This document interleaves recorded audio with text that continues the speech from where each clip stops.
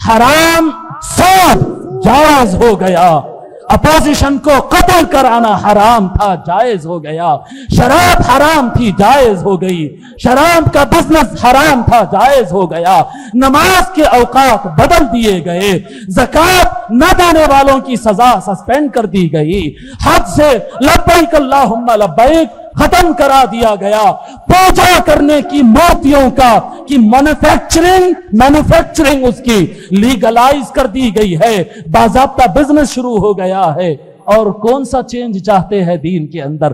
لوگوں، جیسا ہر نبی کے بعد لوگ اپنے نبی کے دین کو بدل دیے تھے، محمد الرسول اللہ صلی اللہ علیہ وآلہ وسلم کے دین کو بدلنے کے لیے کوئی کسر شیطان اور اس کے زمین پر چلنے پھرنے والے ایجنٹ اسلام کے نام پر، صحابیت کے نام پر، امیر المؤمنین کے نام پر کوئی کسر نہیں چھوڑی تھی، بدلنے کی پوری سازش تھی۔ قرآن بدلا جا رہا تھا، حدیث بدلی جا رہی تھی، شریعت میں امینڈمنٹ آ چکا تھا، سب کچھ ہو گیا تھا، اور یہ دنیا میں اسٹیبل ہو جاتا تھا جیسا آج عیسائیت اسلام کے نام پر کوئی اور مذہب بن گیا، یہودیت اسلام تھا موڈیفائی ہو کے کوئی اور دین بن گیا۔ ہر نبی کے بعد دین بدلا، نام وہی نبی کا، نام نہیں بدلے۔ یہود آج بھی موسیٰ کو مانتے ہیں، عیسائی آج بھی عیسیٰ کو مانتے ہیں، سب کے سب نبی کا نام لیتے ہیں، مگر دین کو موڈیفائی کر دیا۔ یزید کا باپ بھی لا الہ الا اللہ کہتا تھا، محمد الرسول اللہ کہتا تھا، مگر دین کو پورا دین بدل دیا تھا۔ اور دنیا جیسا ہر مذہب چینج ہو کر اسٹیبل اور مضبوط ہو گیا، یہ اسلام بھی پلٹ جاتا، چینج ہو جاتا، بگڑ جاتا اور ختم ہو جاتا۔ مگر میرے آقا رسول اللہ نے ایک گارنٹی رکھی تھی، لوگوں میرے دین کی حفاظت، میرا بات، اگر تم کو گمراہ نہیں ہونا ہے تو دو چیز کی طرف نظر رکھو، ایک قرآن کی طرف دیکھو، ایک علی حسن و حسین کی طرف دیکھو۔ جی امیر المؤمنین کا آرڈر ہے، سارے قاضی ججز وہی فیصلہ دے رہے ہیں، منبروں سے وہی اعلان ہو رہا ہے، دارالافتاء سے وہی فیصلہ آ رہا ہے۔ امت پلٹ کر دیکھتی، سرکار حسن نے مانا ہے، حسن نے نہیں مانا ہے۔ کہتے ہیں سارا مسجد سے یہی آواز آ رہی ہے، لیکن حسنین نے نہیں مانا، اس کا مطلب مسجد کے منبر سے ہر اٹھنے والی آواز جھوٹی ہے، رسول اللہ کے بیٹے سچے ہیں۔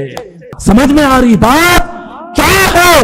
دین است حسین، دی پناہ است حسین، سرداد ندا دست در دست یزید، حقا کے بنا لا الہ است حسین۔ معلوم ہے یہاں سے جانے کے بعد لوگ وہ بولیں گے، کوئی بے ادبی کا الزام لگائے گا، کوئی فتویٰ لگائے گا، کوئی بولیں گا رافضیوں کی بولی بولے۔ اور بھائی صاحب رہنے دو، ابو بکر و عمر و عثمان کو ماننے والا ہوں، صحابہ پر میری جان قربان، صحابہ کے جوتیاں میرے سروں کے اوپر، کوئی مائیکل لال مجھے رافضی نہیں کہہ سکتا، میں اہل سنت ہوں، اہل سنت ہوں، اہل سنت ہوں، مگر بھیڑ بکریوں والا اہل سنت نہیں۔ اللہ جیسا چاہتا ہے وہ اہل سنت بنو جو عقل کو استعمال کرتے۔ سا قافلہ چاہیے، میجورٹی چاہیے یا مینورٹی چاہیے؟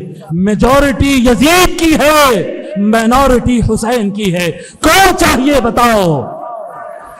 مینورٹی یا میجورٹی؟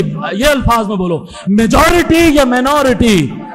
یہ تم مانو گے تو میجورٹی تم کو گمراہ کہے گی، رافضی کہے گی، بھٹکاوا کہے گی، سب سن لینا، سب سن لینا، مگر 72 کا دامن نہیں چھوڑنا، 72 کا دامن نہیں چھوڑنا۔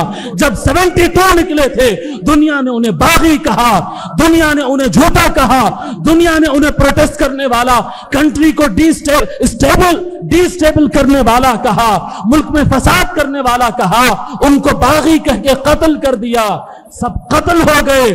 حسین کے پیروں سے لپٹ کر 72 نے اپنی جان دے دی۔ مگر میجورٹی کو نہیں مانا.